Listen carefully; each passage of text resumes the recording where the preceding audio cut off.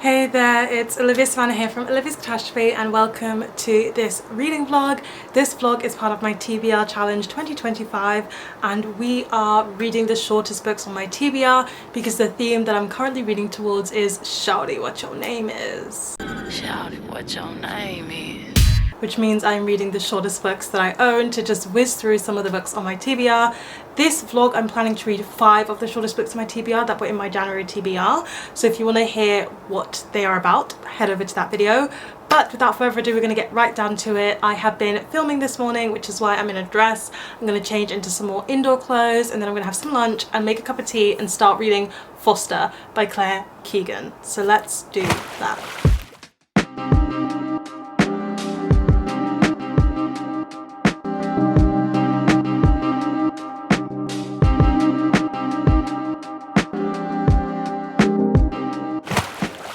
Okay, so I just finished reading, wow, well done light. I just finished reading Foster. How can I show you? There you go. I've just finished reading Foster by Keegan. You can see what the cover looks like here. And I read this in between doing chores today, so it's not really been an exciting day to vlog, but I did all my chores. And I really enjoyed this. I think this is the 3rd Keegan book that I've read that I really enjoyed. I've read all of her short fiction works now, and Keegan just knows how to write a good short story. She's Irish, and this one in particular follows this young girl who gets sent to live with this other family for a bit because her parents are struggling financially, and when she does, she learns about that family and kind of what they've had going on, and she's treated so much better than she's used to being treated. What I really like about Keegan's writing is her writing style. I think it's nice to read. There's something about the descriptions and the way she chooses to describe things and word things that really works for me, and I just have such a good time reading them. And then this story was just so lovely and sad in a way. It was lovely and sad at the very same time. And it's again one of those quiet stories. It's not like a groundbreaking story. It's not going to change your life. But when you read it, you're just like, you know, you just read it and you're like, oh, that got to me. So this got to me and I had a good time, and I don't think I have any more of these like little short Keegan books to read anymore. I think the next thing I need to read is one of her short story collections where there's multiple short stories in one, and I have no trepidation about doing that because I really enjoyed just all of the short stories of hers I've read. She knows how to start and finish a story in 80 pages, so that was really good. I really enjoyed that. Tomorrow is again one of those days where I'm just going to be around the flat, so we'll see. I'll cook something. We can cook something together. But otherwise, I'm just chilling.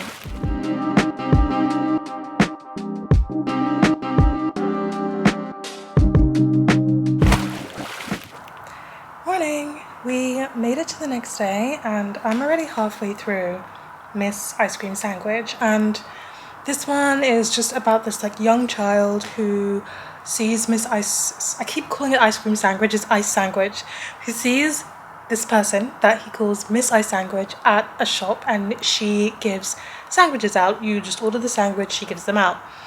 And he really likes the way her eyes look, so he keeps ordering the sandwiches. And then it's about his like everyday at home and at school and the things that people say about Miss Ice Sandwich, because there's apparently something different about her face and everybody's really mean about it. And I'm just not vibing with the writing style here, and I just don't really like the writing style. And I think with literary fiction, writing style is such an important part in whether or not you'll like the story. And it's not stream of consciousness, but it's almost stream of consciousness, but it's not quite that. And he just talks about everything that he thinks about things. And you can clearly see this is a child narrative, but it's just not vibing. And I don't actually think this book is bad or there's anything wrong with it. It's just me and this book are not compatible.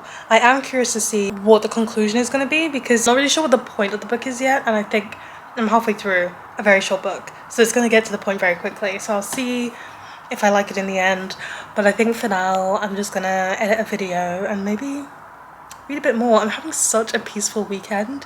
It's such a different vibe from how I usually am, where I'm rushing about and doing everything, but this January I'm feeling like an introvert, so I'm happy to be living my best introvert life.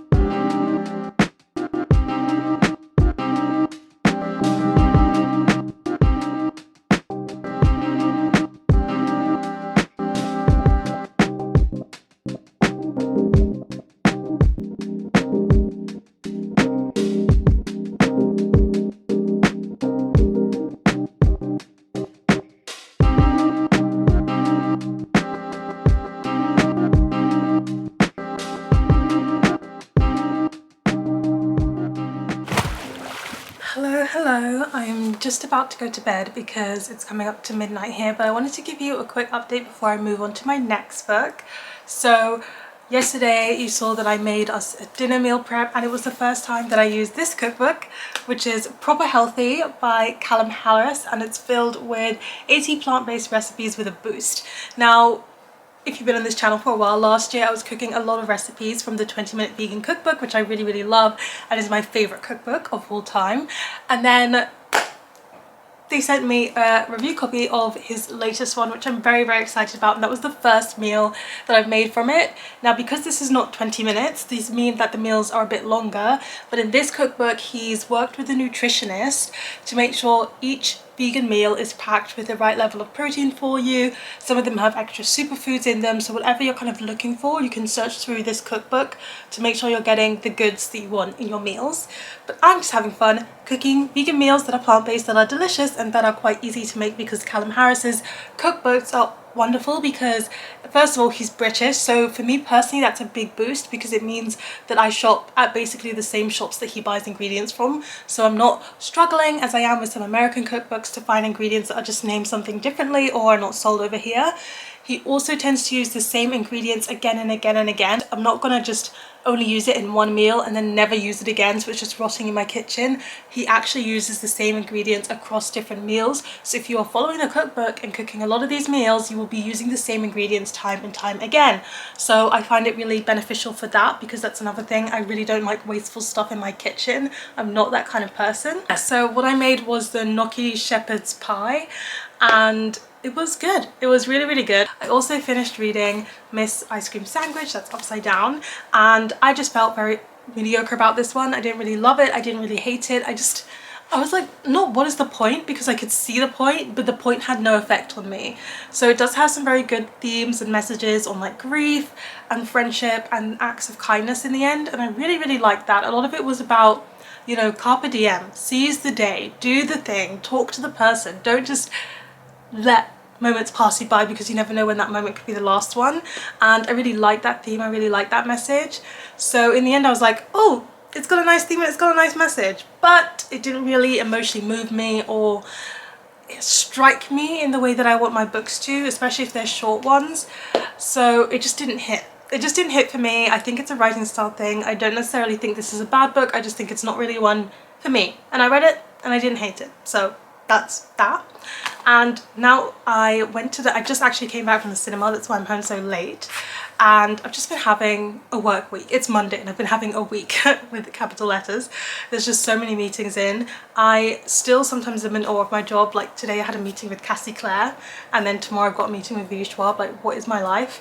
But it does mean that I'm just having one of those really insanely busy weeks. I'm gonna be in the office very early tomorrow because I've got a breakfast meeting, so I've got to be there around 8:30 in the office, and then I've got a meeting because some of my authors are based in the US or have US agents until 6 p.m. So that's like a long day for me, and of course I get to take some of that time back on another day, but it's just like, that's my whole day tomorrow. So when I come back I would like to do some reading, and what I'm going to read is Finding Bear by Hannah Gold. This is not one of the shortest books in my TBR, you can tell from the size of it, but it is a middle grade, so the writing, like there's not that many words on a page. Okay, that was a bad example because it's the beginning and the end of a chapter. Oh my gosh, that's the end of a chapter. Well, you can see there's not much word on each page, and there's some lovely illustrations from Levi Pinfold. I don't really know anything about this one other than it's the sequel to The Last Bear by Hannah Gold, which I really enjoyed when I read it, and so I'm looking forward to reading more. by her. She writes environmental focused middle grade with very good characterization. So I'll just easy reading. This is easy reading for me. On the side of this vlog, I'm also reading an adult Greek mythology steamy romance, which is my first Katie Robert book since I read Court of a Vampire Queen. So I'm reading like middle grade and steamy romance on the side, and that sounds like a good balance to me. But yeah, I just came back from the cinema. I was about to tell you, I went to see Nosferatu, which I really wanted to see because it's a vampire thing, and I was tossed up about whether or not to go and see it because it's a book that I also really want to read. But you know what, I can just read the book afterwards. It's fine. I don't always like to do it in that order. I prefer to read the book first, but whatever. I wanted to see this one in the cinema, and it was really, really good. I'm so bad at knowing actors' names, but this actor, who was also in Poor Things, I realised I really like him. I think he did a fantastic job in Nosferatu. But to be honest, like, the acting was pretty good across the grid. I'm not really scared by this kind of supernatural horror. It doesn't impact me in any way, but there were legit people that got up out of the cinema, which is something because it's a Monday in my little small area of London where I live in. There weren't that many people in that cinema, so the fact that 2 people got up and left, I was just like, it's not even that scary, but it can be scary to other people. And there's possession in this one, and the acting for the possession was actually really good and really believable. Like, it was creepy. Even I'm not scared by it, but it was sinister.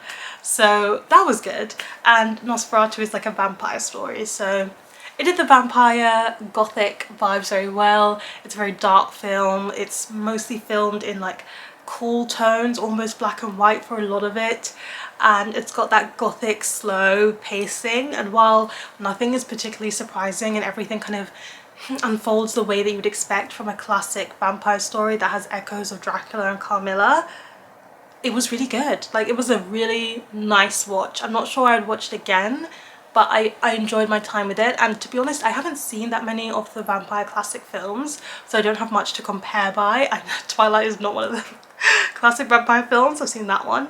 So yeah, it encapsulated the gothic classic vampire book feel very visually in a way that satisfied me. That's what I have to say on that film. So yeah, let's work and read and see what we get up to from there.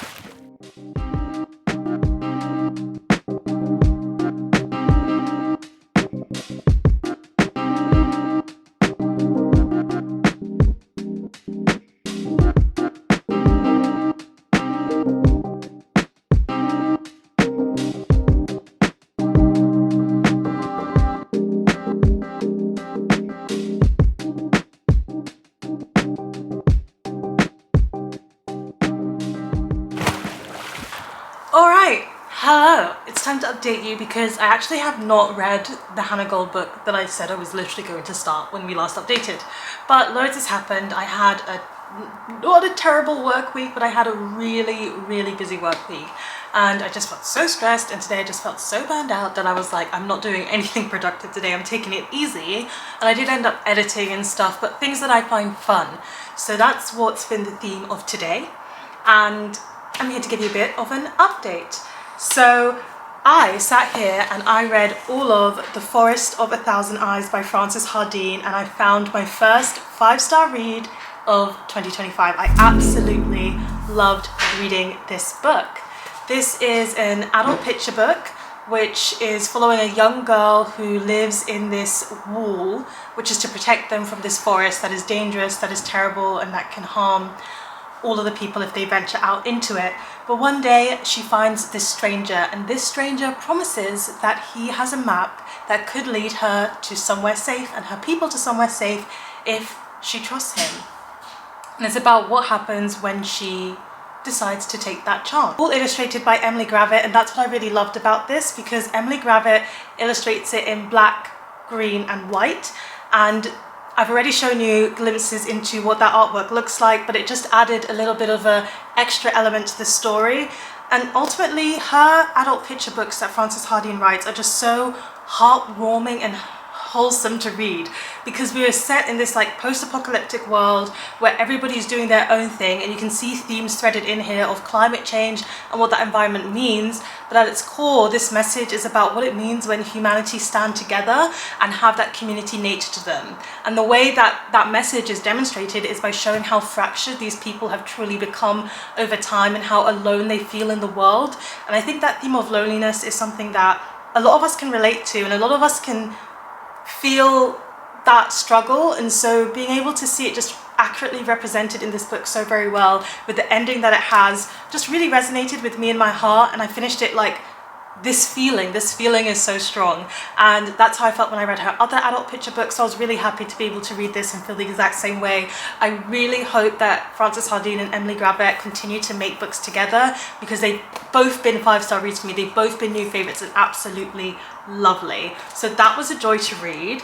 And then I want to tell you about something else that was very joyous that happened to me, which is when I went to the theatre this week. So I went to the theatre and I saw The Tempest, which has Sigourney Weaver in it. And I wasn't expecting to go to the theatre that day. I was walking past the theatre, just going on my way home after some disappointing news, when a woman just said stop. And when someone says stop on the street, I'm one of those people that tends to stop.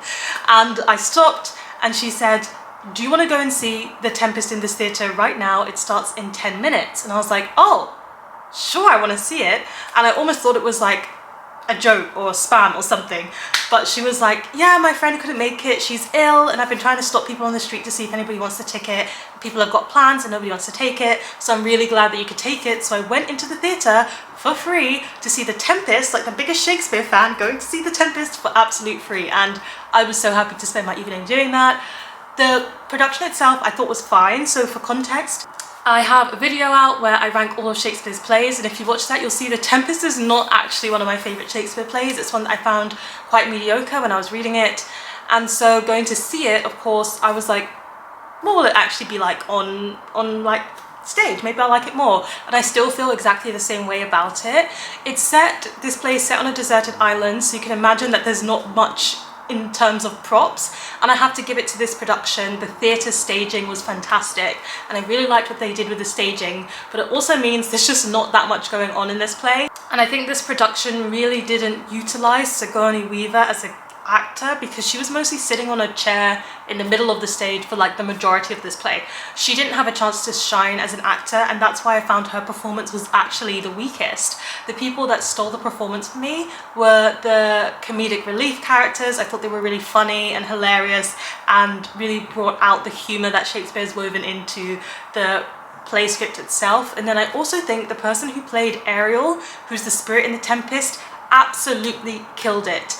I had to look them up afterwards. They're called Mason Alexander, and they were singing, they were flying around the stage, they were just majestic on that stage, and I think that was the best performance of them all. Like, that really stole the show for me. So it was a bit of a mixed bag. I liked all of the secondary side characters and not really any of the main characters or main storylines that was actually happening.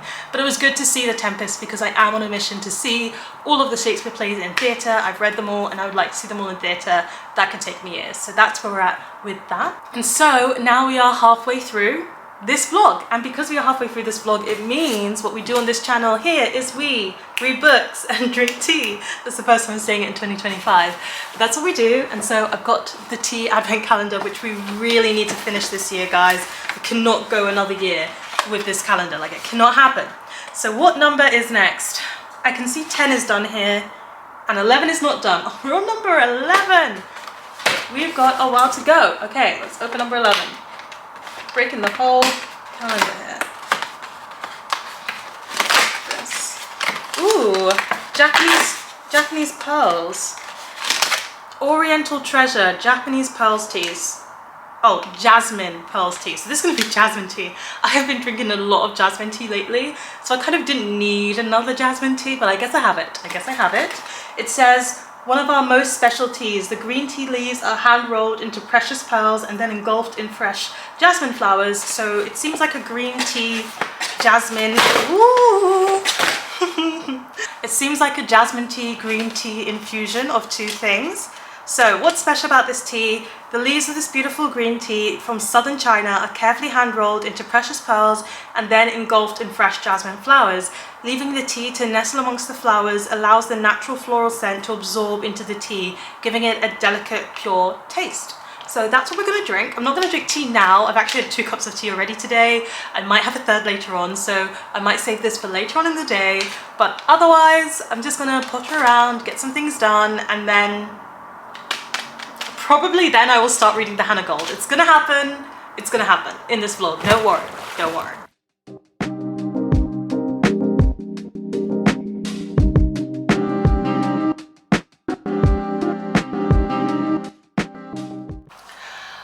Just in case you were under the impression that YouTube only shows the highlight reel of life, in the process of cooking this meal, I spilled tahini sauce all over myself, including my hair, while I was trying to open the jar.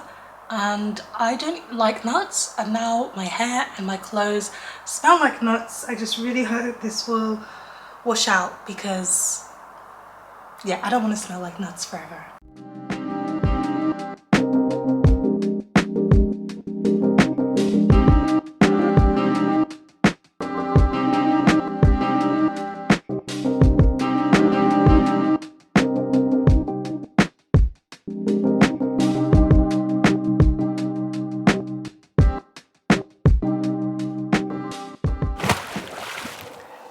So we reached the end of the vlog, but I actually have quite a few things to update you on before we get to the end of the vlog. So first of all, I have made this tea, and actually this tea, I've actually had it before. I remember I've had it at work and I tried to show you, but I don't think I captured it very well, but you can see the individual curled up jasmine pearls within the tea bag, and this was quite a fun one to watch brew because slowly those tea pearls unfurl and blossom and bloom. So that's really fun.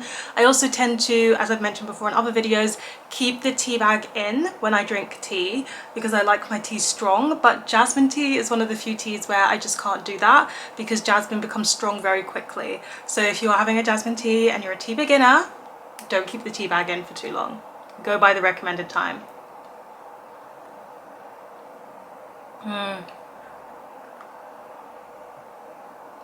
Very good. Just as good as I remember. A very strong, very delicious jasmine tea. I think jasmine tea is one of those acquired tastes. It's not for everyone, but I really, really like it. Okay, we don't have too much time here because my battery is not doing so well. But I also wanted to show you these 2 bookmarks that well, not 2 bookmarks, but some bookmarks that I received from Just Road's Etsy store. So these bookmarks are ones I'm going to try. They came very nicely wrapped. And thank you to Megan, the shop owner, for sending them to me. So, oh my gosh, there's so many. There's so many. Oh, thank you.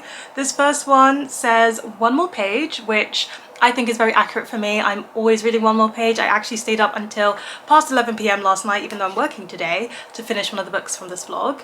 Then we've got one that says emotional support book, and that's very cute. We all need an emotional support book. Mine is definitely Sarah Simone's novels and Twilight. I tend to reread those when I'm in the mood. Then we've got Shh, I'm reading, apt, and a cute little blueberry bookmark, which is nice.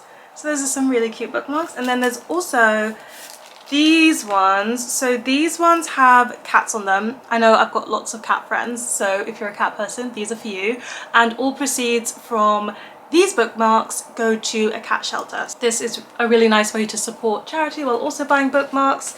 So thank you so much to Megan for sending all of these bookmarks my way. I've got a code for you, which is Olivia-Savannah 10, and if you use Olivia-Savannah 10, you can get 10% off your order. So I'll leave that code in the description box down below. And now lastly, I'm going to tell you my thoughts on the 2 books that I finished, and I'm going to start with When Among Crows by Veronica Roth. I finished this one and it's the perfect book. Like, it's a 5 out of 5 stars. It's a new favorite. I loved this. I actually have nothing, not a single thing about this book that I would change, and that is really, really rare for me. I think Veronica Roth is just an amazing, amazing writer. This is a Polish fantasy book, and I was thinking, like, why is Veronica Roth writing a Polish fantasy? Not that she can't. I was just surprised at this choice. But by reading the author's note, I discovered that she has Polish ancestry on her grandparents' side, and this is just fantastic. I hope I've told you the plot of this one, but if not, it'll be in a recent reads video. But what I particularly loved about this book is the writing style. Veronica Roth knows how to write decadent, beautiful, fairy tale-esque language. I was slow reading this one, even though it's a novella, because I wanted to soak up each and every sentence. I ended up having a ship. I really shipped Nico and Demeter. I don't know if I won't say if they get together or not, but I really shipped them quietly in the background. But this is not a romance. This is not about this, because it has an actual plot to it. It has an actual storyline, and that plot and storyline is very concrete. And when we got to the climactic moment, I just sat there like, that's such a lovely, not a lovely, because it was intense, but that was such a good accumulation of the plot. I really liked how it came together, and it's so clear. The themes of this are so clear cut, and so it's not on the nose, it's not told to you, but you can't misunderstand the message that she's getting from it. And I really liked the message, the theme that she was going for with this book, and it's clear cut, and all the steps lead up to it very well, and all the hints and clues are there, but you don't get it until that clear moment. And I was just like, well done, bravo Veronica Roth, take your flowers because you deserve them. You've written a fantastic book. So I really enjoyed this. 5 stars. This is like definitely going to be on my favorites of the year list because I loved it, and I saw 2 weeks ago or so that there is an announcement for the sequel, so I'm excited that we're getting a second book because it was originally written as a standalone. Then on the other hand, I finished reading Finding Bear by Hannah Gold, and I feel okay about this book.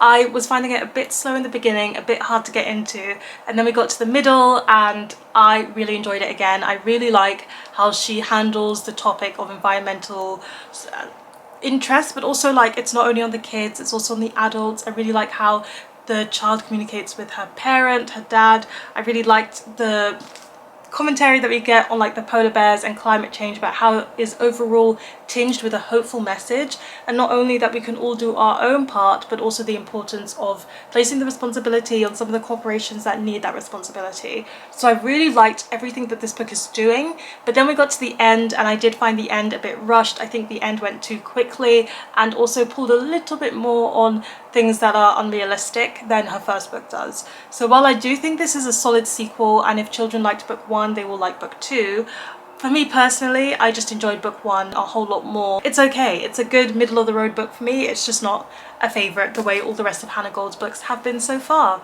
And there you have it. That's me reading some of the shortest books on my TBR. In wrap-ups you'll see me reading a few more, but I hope you enjoyed this vlog. Please leave a comment section down below what is one of the shortest books on your TBR, and what's a short book that you've recently read and enjoyed. Give this video a thumbs up if you enjoyed it, hit that subscribe button if you want to see more, and don't you forget to hit that notification bell to be updated every time I have a new video. And you know what they say, onwards and upwards. Excelsior!